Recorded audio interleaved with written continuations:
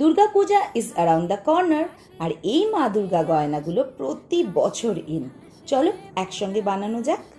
মা দুর্গার এই মাটির মুখটা মেলা থেকে পেয়েছিলাম।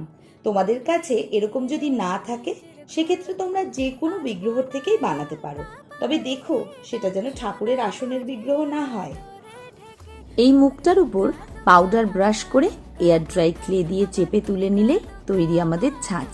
এরকম অনেকগুলো ছাঁচ তোমরা বানিয়ে নিতে পারো। যে কোনো অয়েল ব্রাশ করে নিজের পছন্দ মতো ক্লে এর মধ্যে ভরে বের করে নিলেই তৈরি মা দুর্গার মুখ।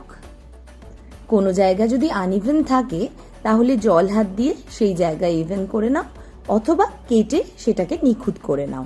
এই মায়ের মুখগুলো দিয়ে তোমরা নিজেদের জন্যও গয়না বানাতে পারো, অথবা অন্য কাউকে গিফট করার জন্যও বানাতে পারো।